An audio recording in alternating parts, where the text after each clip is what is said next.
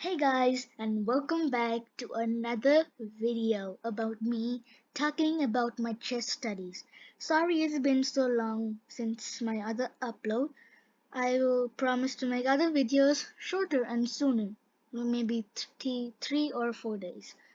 So we are continuing from the dragon variation, from the Najidorf closed open in the introduction.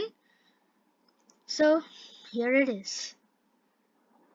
In this study, we are going to explore another aggressive opening for blacks, the accelerated dragon.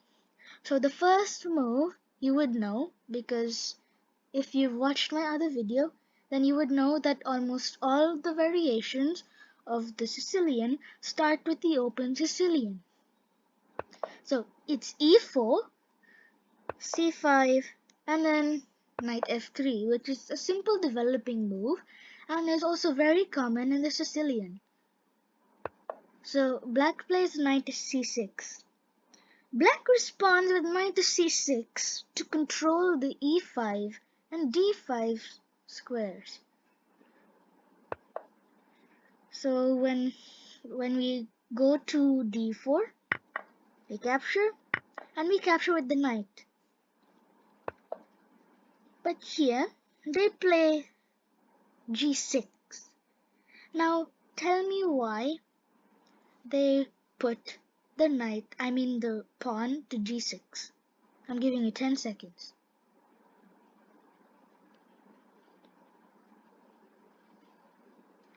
That is right. They're fianchettoing a bishop, or many people would say they're preparing to take out their bishop.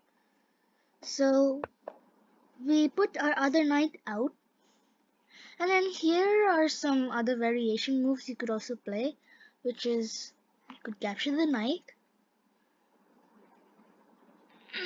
or instead of capturing the knight, you could play c4, which is an interesting move actually, and then they would play knight to f6, knight to c3, and then d6. But here you can actually just play anything you would want. Going back to knight c3, now they've got their bishop on the long diagonal. This is a little bit of a deadly bishop, but it's not actually that deadly. So we play bishop to e3, which is a smart move considering that this knight is being attacked by two attackers. So it's being attacked by the knight and also the bishop. But now we can double enforce it with the bishop and also the queen. Developing move trying to defend the knight. Then you could actually play another move here, which is knight to c6, which we talked about earlier. But then these are some mistakes from whites, because look at that. Fantastic move. The rook can move here, but first the bishop will have to capture, then go here, and then look at this move. Just see this. How? So it's better not to do this. Whites now have a better center control, and the b file is now opened for the rook. So that is a little bad. So going back to bishop to e3, we play knight to f6, which allows the move to play d5 and then pushes the king to castle. Okay, then we capture the knight. In the other following moves, we do that a few moves earlier. So we could actually play another variation move, which is bishop to c4, a normal developing move. Plus this move prevents d5. Then the king would castle, and then we bring our bishop back to b3. The bishop is safer in b3. Yes, because all of the knights can attack it, and some of the pawns also can attack. So now blacks are aiming to push the pawn in a4, and if either the bishop or the knight takes blacks, it can eat the e4 pawn. So after that move, we play f3. f3 protects the e4 pawn from being eaten. So let's go back to the knight captures on c6. After that, they'll capture with the b pawn, of course. Now whites can push the e4 pawn forward to attack the knight. There's e5, and then knight goes back to g8. Now the e5 pawn is unprotected, so we play f4, which is developing another pawn, and then also protecting the e5 pawn. Next, they play knight to h6. This is a little bit of a good move because you are trying to attack white's bishop. And then we can move our queen to f3. Castle. Then we also castle. And then d5.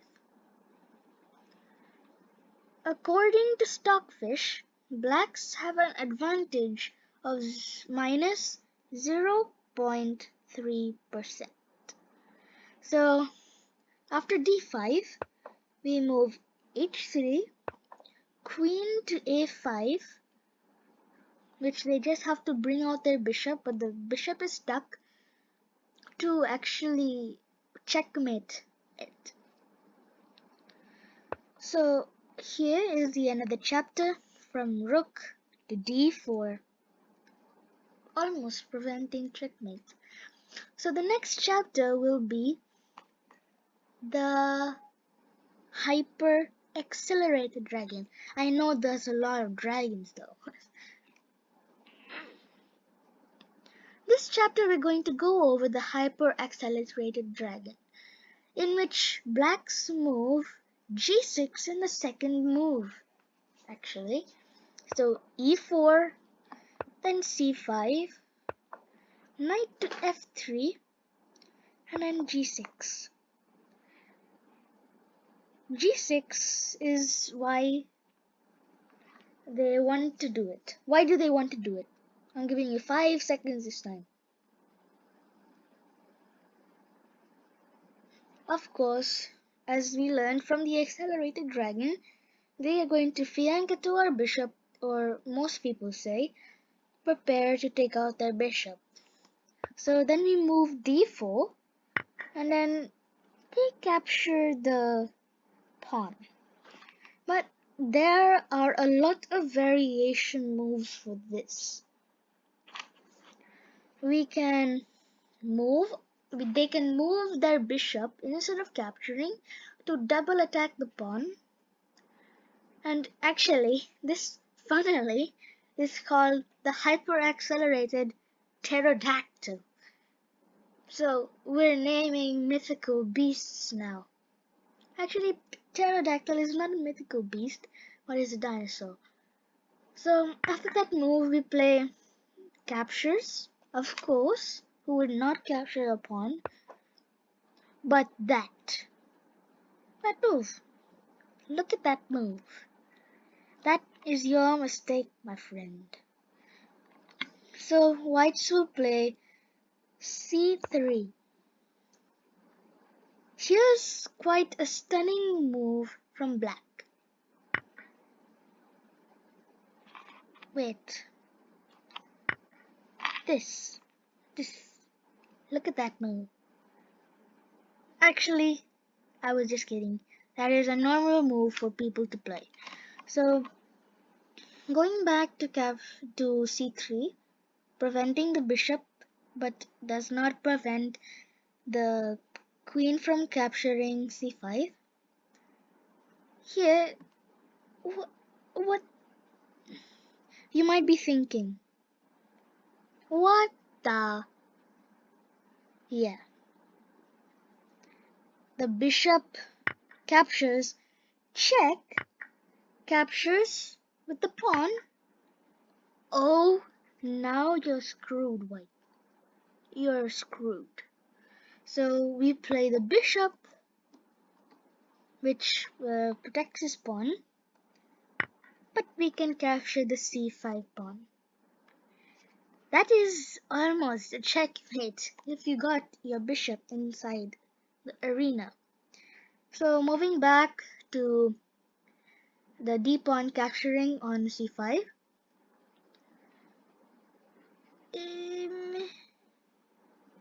Actually, instead of that move, after c3, we could capture, then b the bishop to e3, then queen to c7, not putting in his queen yet, and then there's this move, which there's not really much to say about it. Then knight to b d2, and then yeah, black plays that move, which allows the bishop to go out to f5, g4, or any place it would want to go. And then look at that knight. So that is bad. So another move after queen to c7 is knight to a3. Yep. Knight to a3 gives black the opportunity to play. Bishop captures on c3. Of course we capture it, but look at that. After queen captures on c3 and it's a check, they play knight to d2. Then queen captures on a3. But black's extra pawn is not compensating their terrible development. Look, almost all the minor pieces are not there. Look at that. Still, the queen-intensive openings, such as this one, will often be handled wrongly by your opponent in bullet chess and the pawn that you are up. If your opponent has no other plan than skipping the middle game by exchanging, then here. Rook to c1, and then knight to c6, developing, then knight to c4, queen to b4, check, then the bishop goes to d2, protecting, and then the queen goes to c5, bishop to c3, f6, and then instead of playing that, why would you play this move? Yep. Would you look at that? Captures. The bishop captures, then we capture with the pawn. But, oh no. That is bad. If the king moves somewhere, then the queen will be captured. So the best move is the queen captures on d6. And then queen captures on d6 again. So that do be bad. So going back to pawn captures on d4, which is knight captures, and then they play knight to c6. But actually, instead of playing this move, you could play queen to d4. Another possibility for white instead of knight captures on d4. then knight goes to f6, protecting the rook. And then there's another move which you could play, which is this looks very ugly due to the lack of black development. That is super ugly.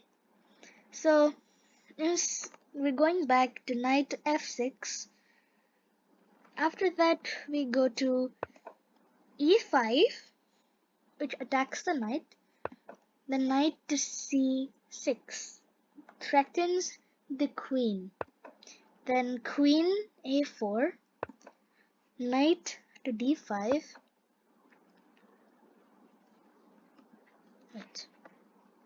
Knight to d5. Queen goes to e4. Knight goes to b6. And then bishop goes to b5. There's really nothing important about this variable, but it's a fun way to play the Sicilian.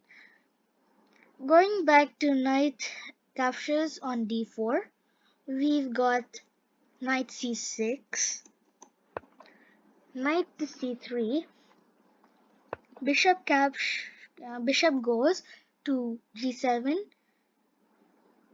and then blacks put a lot of pressure on the knight in d4. So the bishop goes to protect the knight. Then knight goes to f6, stopping the bishop's attack, but is attacking this square. But actually it's already protected. So bishop to c4, same position as in the accelerated dragon, if you remember that. And then the castle. Then bishop to b3. Then d6, f3, then bishop to d7. So there are just two more chapters we need to go over, which are the classical Sicilian and the Scheveningen. I don't even know how to pronounce that. Someone in the chat, please comment on how to pronounce that. Scheveningen. Well, I can say it slowly. Scheveningen variation. So let's start with the classical variation. This chapter will go over the classical variation, which is not as aggressive as the other variations in the Sicilian.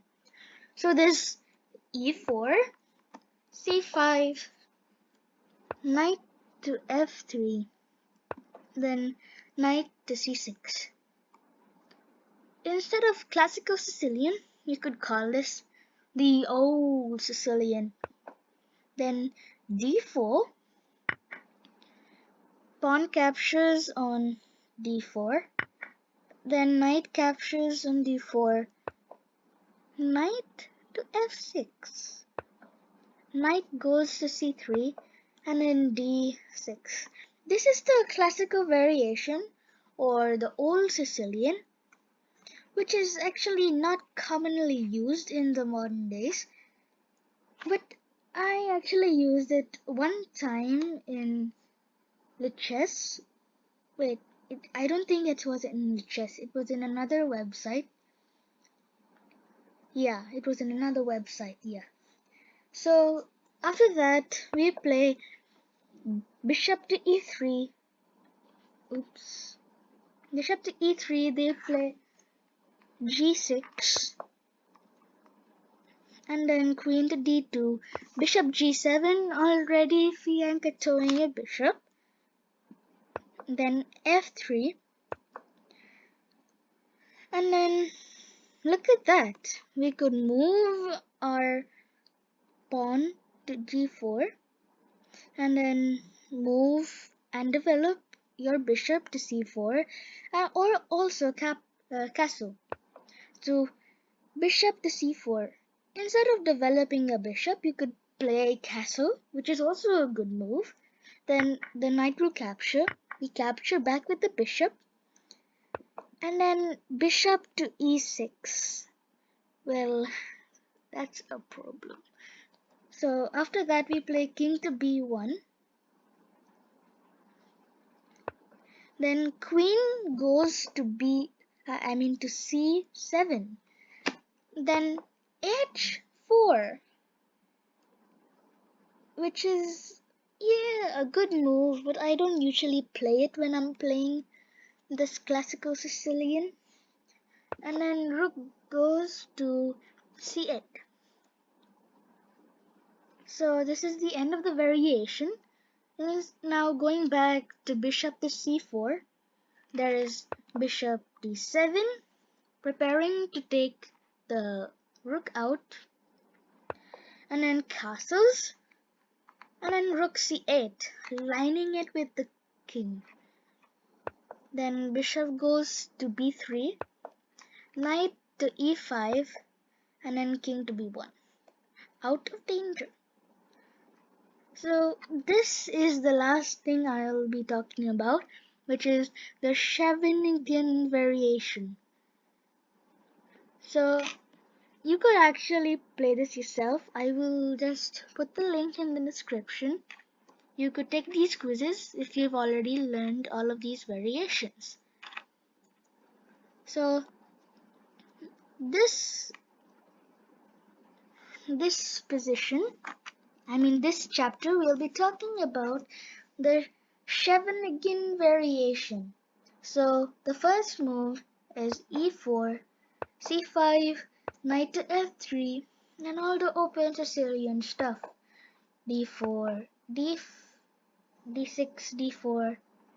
And then if you remember this is the open Sicilian, this would be pretty easy for you to follow. So this move controls the d5 square. As you can see, I didn't put a lot of text into it.